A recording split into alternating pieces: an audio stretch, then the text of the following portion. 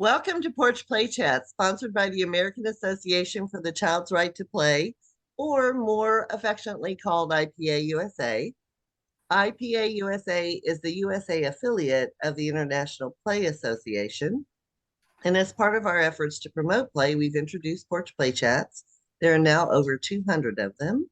They're all free to you, and they're available everywhere on Facebook, Instagram, Spotify. Which one did I miss? Oh, and on our YouTube. website at IPA USA. Oh, and YouTube.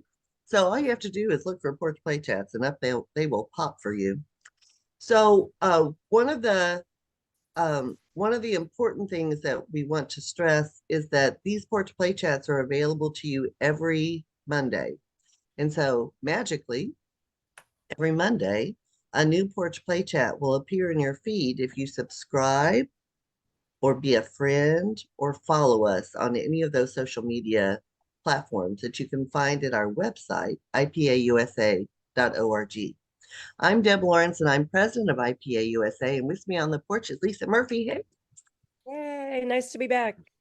And Peter is with us. Peter Dargatz is a proud father of 3 nature-loving children, a national board-certified teacher, and the coordinator of a well-respected public school nature kindergarten program at Woodside Elementary in Sussex, Wisconsin.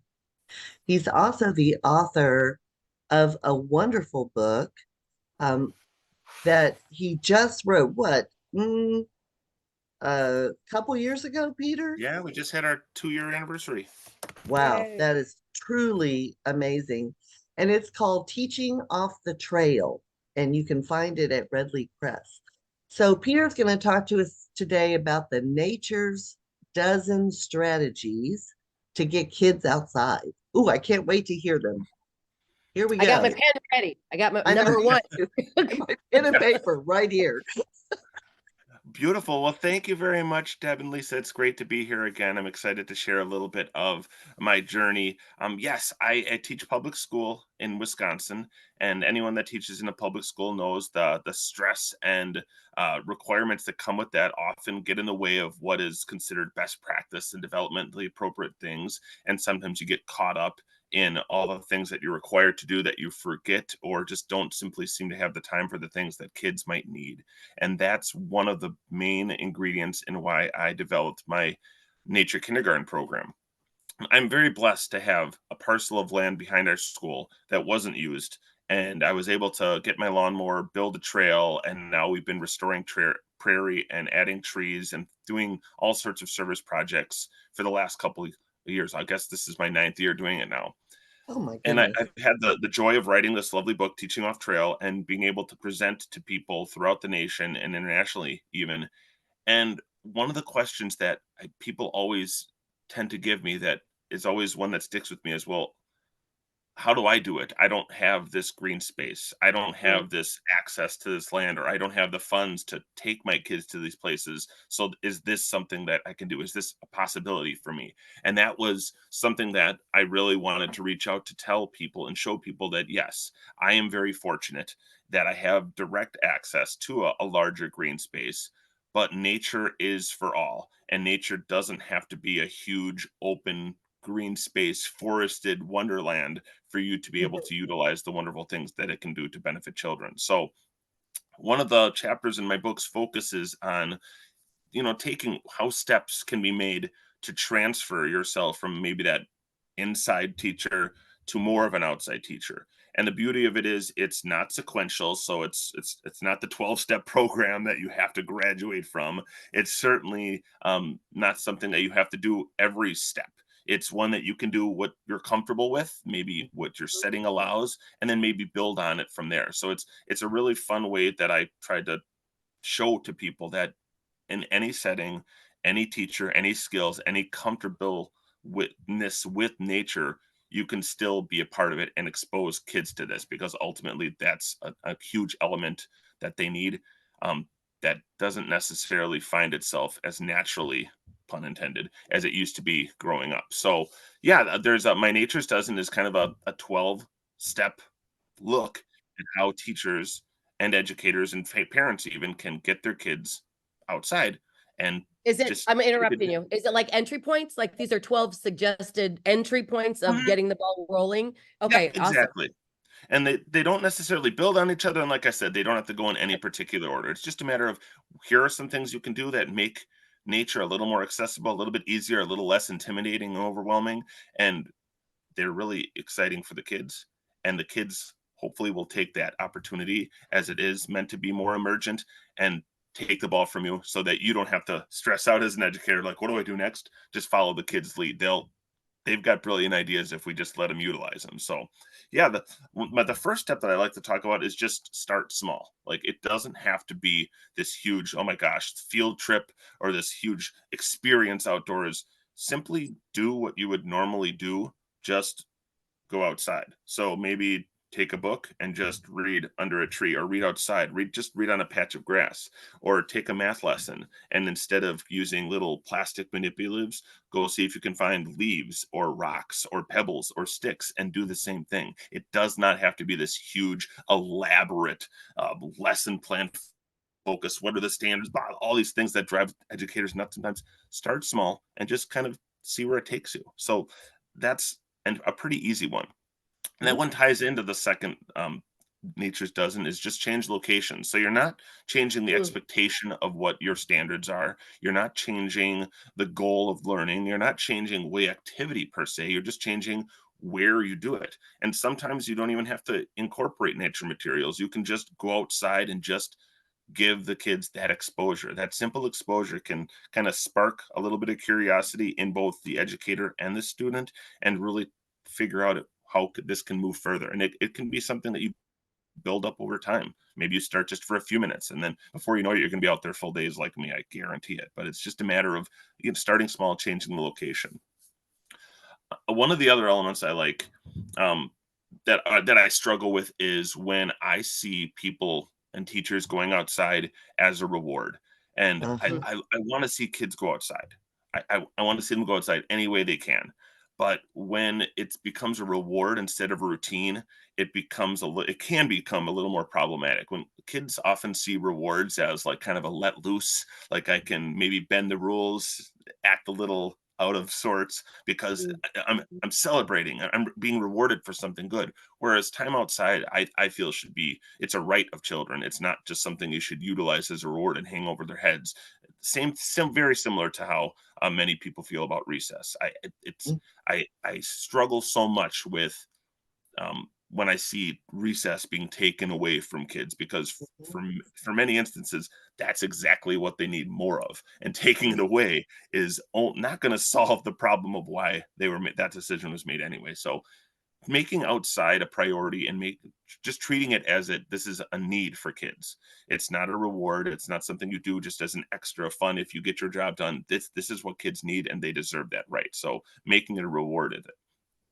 Now, part of the problem with that, or I guess part of the roadblock is that you can't necessarily predict the treasures that Mother Nature will provide for you. And whether that's here in Wisconsin, where this week I'm on spring break, and I think we've had the four seasons in the last 48 hours.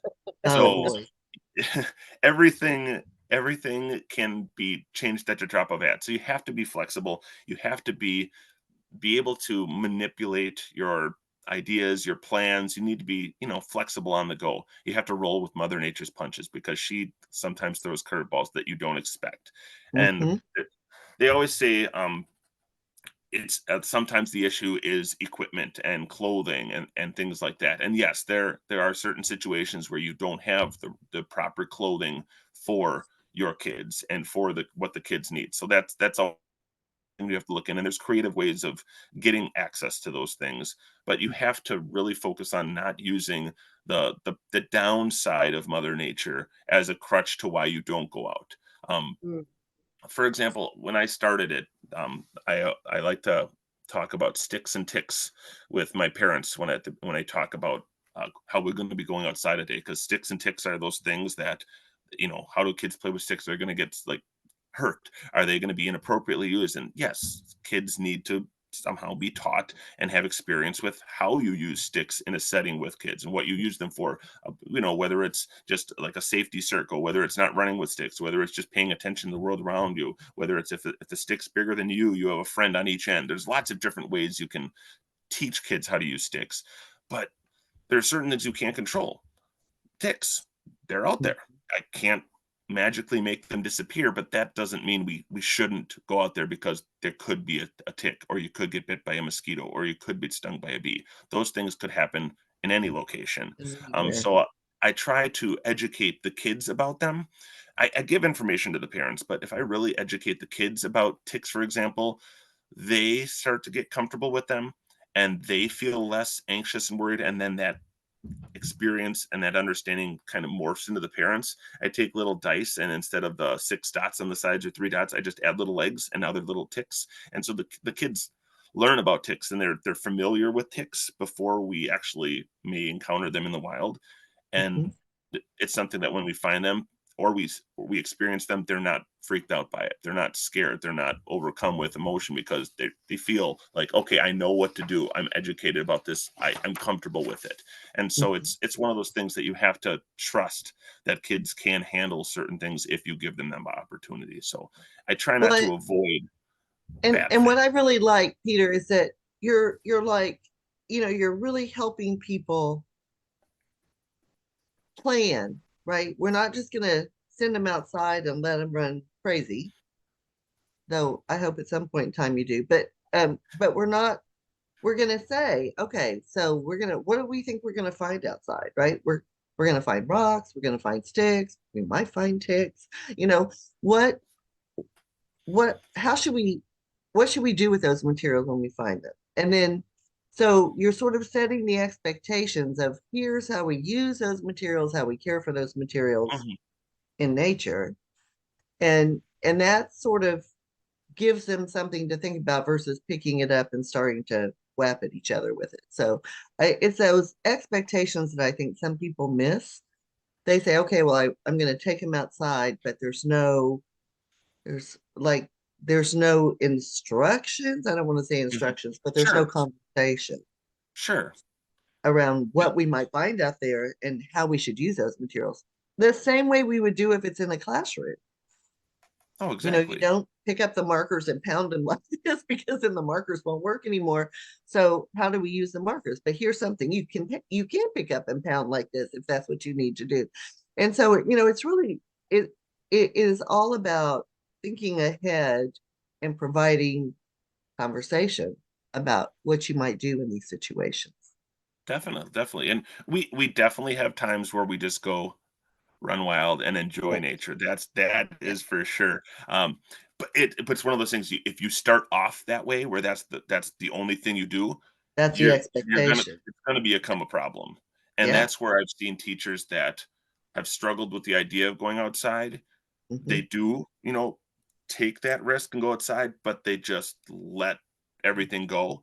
And then they find that the problems that they were worried about, the problems that they had in their head, become self-evident right in front of them. So you have to take the time to, understand that, yes, there needs to be some instruction with it, but truly letting kids loose and letting them kind of take the lead is exactly what you knew. And that's sort of understanding the difference between risks and hazards. How risks are a healthy addition to a classroom, both indoor and outdoor, and obviously hazards are things you want to avoid. And kind of understanding that as an educator and teaching kids what they need to know about that is a huge part of it, for sure.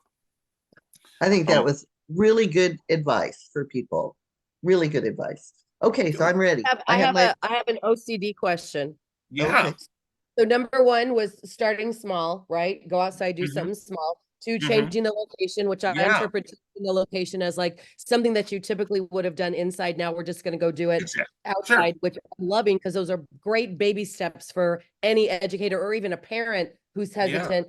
3 was having it stop being a reward, and instead, and I love this, I'm going to steal this, have it be a routine, not a reward. And then you talked a little bit about being flexible with what Mother Nature's whims. I'm loving that. And the equipment and the clothing. I'm wondering if that's 4 and 5, or if you That's were elaborating. Oh, yeah, sure. No, that was 4.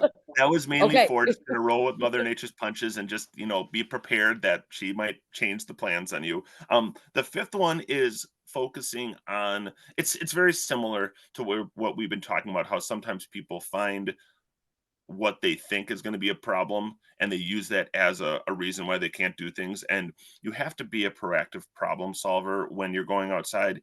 You have to know that things aren't necessarily going to go the way that you want, so you have to turn a potential problem into a possibility. And that's where kind of I talked about the ticks and sticks, that those sort of things, that those are things that, yes, you can say, well, I can't go outside, my kids, they're going to get a tick. They're going to get stung by a bee. So I just can't do it. Or I just don't trust them with sticks. It's too dangerous for them. Well, yes, there are elements of anything, but that same stick logic could be a ruler in the classroom. If they're going to hit a kid with the stick, they're going to hit it. So it's a matter, are you using it as an excuse, or are you just not taking the opportunity to say, okay, yeah, there could be some problems that arise outside, but if I'm proactive and I look at what the end game could be, I can find ways to soften those, to update those, to teach the way so that those things don't become a problem. And I like I've that. seen Don't a you lot of think? kids inexperience. Oh, good, good. No, we Seen like a it lot of that kids that that proactive step is in there so that they think ahead what's possible, but I'm not going to be afraid of it. I'm going to plan for it, right? So it's a big difference when maybe I don't like to go outside because I don't like bugs. Mhm. So we're going to go outside, and the second I see a bug, we're going to come right back in, right? So I didn't plan proactively for dealing with my stuff. When the kids are really excited about finding things that is my stuff, bugs. I hate mosquitoes. Wisconsin and Minnesota and I do not get along because of the mosquitoes. But you have to be proactive and say, okay, how am I going to deal with my stuff when So we it Yeah, go doesn't out? get in the way of the experience for the kids. Yeah, 100%. Yeah. Yeah, and yeah. So you've that got you've proactive got is good. yeah, exactly. You've got to understand that that you can't control every situation. One Mhm. quick story that I like to talk about. It was my first year, so I was not learning as you go, but it was my time doing it with kids. So there were experiences that I wasn't planned for, and I certainly what I am as an outdoor teacher now from what I was when I started is Oh completely yeah, different. yeah. When I first started, I had my lesson plans, and today we're going to learn about mushrooms. Even if we didn't find any, even if it wasn't the time of year, it's mushrooms. And I didn't give those kids as much opportunity. Like, I had to direct it, and now it's like, okay, I have to step back and give them the tools, but then be aware that it's not going to work the way I wanted all the time, and that's okay. But I had a lovely young girl who would always wear fancy dresses and not the best shoes for outside. And even though we talked about, we're going outside today, it was a struggle for her to get out of that mindset. I have to put up wear these fun dresses. I have to dress nice for school. And that's totally fine. She would always wear dresses with flowers, and they were very pretty. But when bees are out and they see flowers, they so I think you can see where this is going. Um, have bees that would fly around her, and she was not a fan. So she Well, would almost have an emotional breakdown. So I had to coach her and teach her, like, about, like, okay, the bee is not trying to hurt you. The bee sees what it needs, a flower. If you be a statue, that bee is going to figure out that you're not a flower that it wants, and it will fly away and go somewhere else. It'll buzz off. If you start swatting, screaming, all those things, that bee might be a little scared, and that bee might do something to defend itself. And so I had to, work her through that. And, it happened regularly. And the freakouts and emotional responses got a little bit less each time, a little bit less each time, to the point where by the end of that year, still in her flowery dresses, still in her maybe not best shoes, but she was digging in the dirt. She had totally transformed how she had used outside because she was not scared of it anymore. I mean, she didn't change her decor, which may have been a little bit of an easier solve, but she transformed her mindset. And that's a beautiful thing about education. It can outdoor education specifically. It can reach everyone in every different ways. And that's one of the things that kind of ties into my Nature's Dozen number 6 is you have to embrace the unexpected, because you will not get everything falling in line the way you want to. Some of the most meaningful and memorable experiences that I've had with kids come when it wasn't something you were seeking. It's something that just happened organically. It's something that happened naturally. And you have to take advantage of those times. You can't be like I was at the beginning and say, like, tunnel vision, this is what we're learning today. Even when my kids, we're going to learn about mushrooms, we're going to learn about this plant. Oh, but yeah, you see a caterpillar over there? We're not going to worry about that right now. You have to, like, wow, okay, that's a caterpillar. Let's really zoom in on that and focus on what's motivating for those kids. So emergent opportunities is such a huge part of going outside. You have to be able to relinquish some of that control to the kids, because it's ultimately their classroom, and we're there to guide them through the learning process, not to transport them there on our own. So we have to let them take the path. Hold on. Say I know that that was a again. nugget right there. Yes. Uh-oh, we'll have to We're rewind. there Well, to facilitate, not transport. Oh, dude, that's an article. Careful, Deb will make you write it. That's my oh joke. no. If you drop a nugget, Deb makes you write an article. That is beautiful. And that's, Do you say that often, my friend, or is that something that just came through that right just- this minute? and like I said, some of the best teaching moments come when you just start talking. So yeah, that was not a planned drop, and that just kind of happened. But it does remind me of the book Teaching Off Trail. Is I taught that because, or I used that title, came up with that title because a lot of what I teach is not, the straight narrow path, the freeway, the highway of information. It's, it's the meandering path where we do sometimes go off the beaten path and try different things, and you learn from them, you make mistakes with them, but you grow from them. So you have to allow kids, be willing to go off in their own path sometimes, that maybe not be the direct route that you would expect, but it's something that they can grow from and have an experience with. So teaching off trail and learning off trail is a huge part of our classroom. And is it time consuming? Yes. Does it lead to maybe a little bit more work in some situations? Of course. But is it more beneficial for the kids overall? Without a doubt. And it's more And doesn't memorable. it make learning more fun when it's emergent versus Things that make structured? it more relevant. It doesn't. Yes. I think it doesn't always end up maybe being fun, but it definitely becomes more meaningful for everybody. Yeah, we talk a lot about memories over memorization, about how a lot of being in outdoors, you remember experiences. You may not remember specific facts. Like I'll sing songs to them and do like these chants to try to get some of that science and like those concepts into their noggins. But ultimately, they might remember a specific moment, and that's truly what matters. So that's the beautiful part of it. We're So your into ears the are going to second be half. ringing. Your ears are going to ring the rest of the week when I name drop and Yeah. share that with everybody that I'm doing gigs with this next coming week. So thank you Excellent. for that. That was a little gift for me. I appreciate that. Of course, of course. Okay, number 7. Number 7 is one that I think a lot of people are somewhat comfortable with in some cases and completely against in others. It's bringing nature inside. Oh yeah, If there you go. if you're not willing to necessarily go outside, it's maybe seeing what can be brought inside. So maybe having a little nature center, or having kids have the opportunity to bring in their favorite rock. Like we have a little farm where I live. We have a 20-acre hobby farm with chickens and all that, and I'm in the process of building a little free library, but it'll be a little free rock library so that people can drop off rocks rather than books. Not that I don't like books, trust me, but I figured, oh, that's kind of a fun thing to, just something that stands out. But having just maybe, dedicate a corner or a shelf or something to those nature artifacts, or have kids go out and make collections and do things. Now, that can just be something that you don't even necessarily focus on in the classroom, but just having that access and having kids get inquisitive and like experience these things that they might not necessarily see, especially if your school is maybe not immersed in nature and a more of an urban setting. You can bring in these things and have them.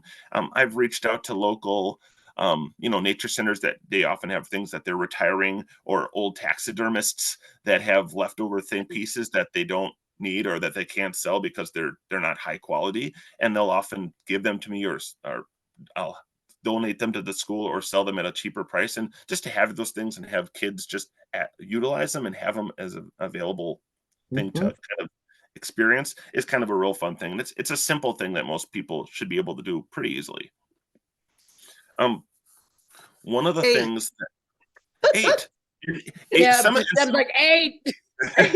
What some of number? these are 8? more global and encompass a lot of them. And this number 8 is just focusing on being emergent, is being willing to let the kids take the lead.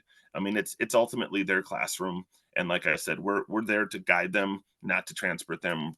We want them to find the path that works for what they need, and so we have to utilize those opportunities and just give them the power to be the directors of their own growth and education.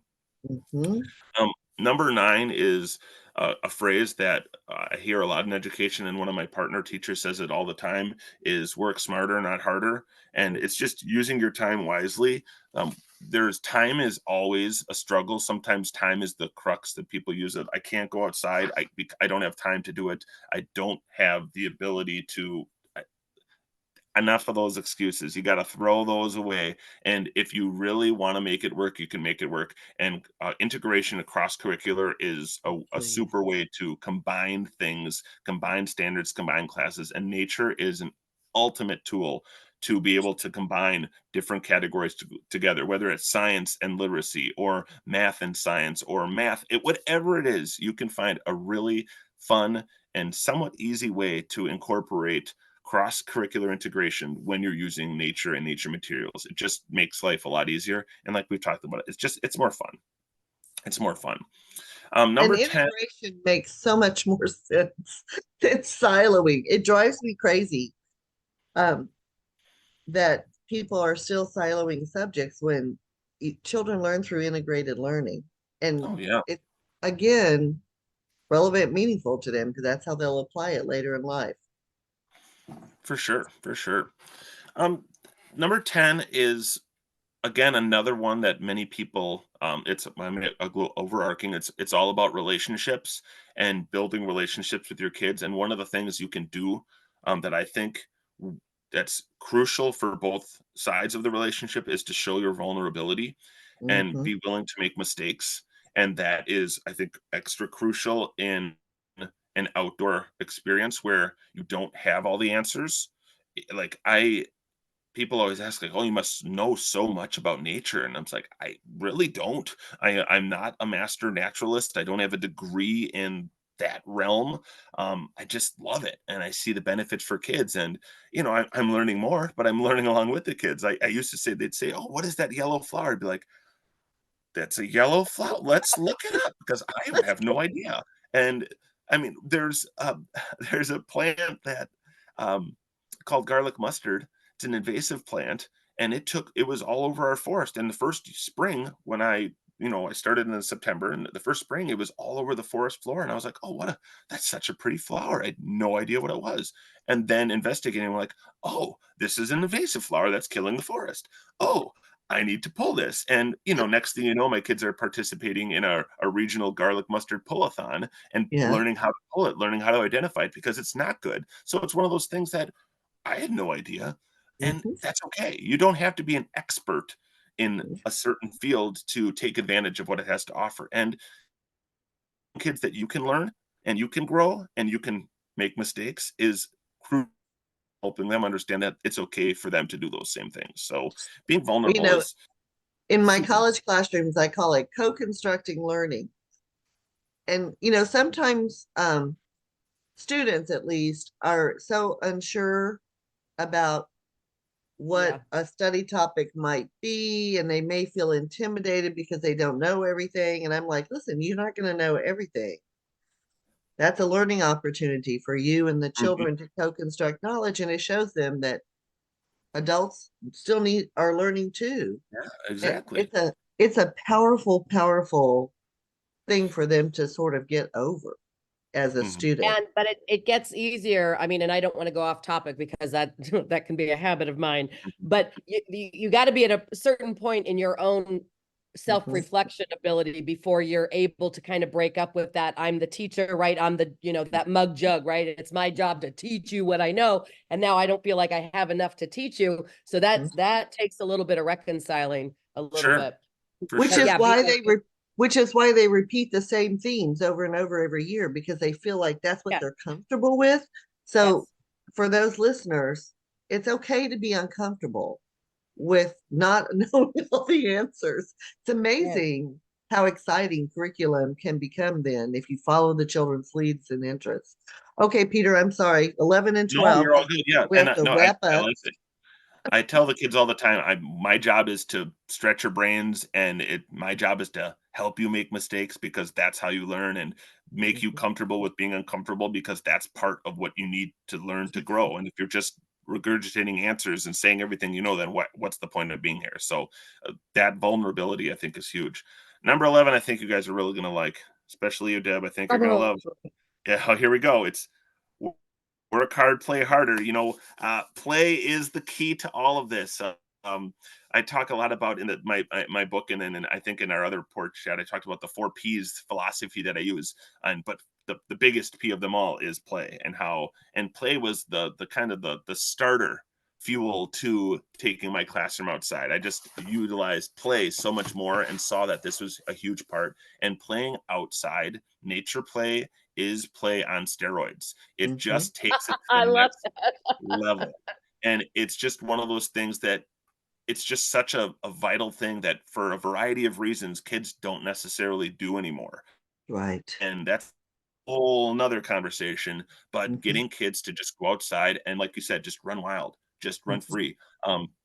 The late Erin Kenny, who started Cedar Song Nature School out in, I believe, California, Yeah. one of her favorite sayings that she would always say is, kids can't bounce off the walls if you remove the walls. And that's one of those like simple things that stuck with me, is like, yeah, if you just, let kids play and just kind of see the world around them, that's going to get their energy out and increase their creativity and inquisitiveness, and just help them develop as to what kids can and should be. And that leads directly into our final Nature's Dozen, number 12, which might be the most important one of all, is you just have to let kids be kids. Please. Oftentimes we try to take a kid and fit it into the box of what we want them to be, and we similarly do that with curriculum. We want the kids to fit into whatever the curriculum says they should be, rather than mold the curriculum around what the kid is and what the child does. So I think going outside really is a simple way to really let a kid be a kid, and just, giving them some guidelines, giving them some understanding and some teachable moments, so that they're, avoiding those hazards, but being okay with risk, being okay with just letting them take this opportunity, seize that day, and see what they can do. And they will amaze you with the things that they come up with, the ideas that they generate. And in that way, it's kind of a code constructed generation of what you're going to do next, because you see so many things that motivating for the kids, that excite the kids. And if you just sit there and have watch, and sometimes I feel like in my earlier days outside, I could see, I felt that maybe other teachers thought this was a lazy way, because I'm literally just walking outside with kids, and for part of the day, they're just playing, they're doing their thing, and I'm just jotting down notes. And I could see how people are like, that's lazy. Like, what job are you doing? But I was learning about, okay, what do they like? What are the things that I'm noticing? And how can I help take that into the more traditional classroom and utilize those things to help that kid be the best kid they can be? And you can't do that unless you give them opportunities to just be themselves. And nature is a great setting for that. And to observe them and their interests is so important, because then you can use those interests to build, those I foundational was just things going to that say, you're there's a hoping big to. difference. There's a big difference between being lazy and like messing around maybe on your phone or totally tuned out. But you were engaged, and I'm saying this for all the viewers and listeners, that active observation, especially if you are able to then, if you are intentionally planning on using then those observations to direct or guide, or as you said, facilitate, that is not, to every, louder for the people in the back, that is not being lazy. And I think sometimes really struggle with feeling like, I'm not doing anything. Somebody thinks now I just outside all the time because I don't want to do my job. And that can really get in the way of keeping this going. So I'm reminding everybody that active observation is not being not being lazy at all. And I want to add this really quick before I know Deb's going to wrap it up. I'm doing some consultant work with a group in the next couple of weeks because they specifically need assistance in bringing the kids outside. So it's just fortuitous that this was serendipitous, that this is the kickoff topic with me coming back, because I am literally going to be able to bring all of this to them, especially numbers 1 and number 2. And I think that would be some really great baby steps for them. So thank you for that. For sure. Of course. Peter, this has been wonderful. So, another white paper, I don't know if this is one of the 3 you said you were going to do, but here's another one. I'm going to close this out, but don't go anywhere. So to learn more about IPA USA, please visit our website at ipausa.org. And until next time, keep on playing.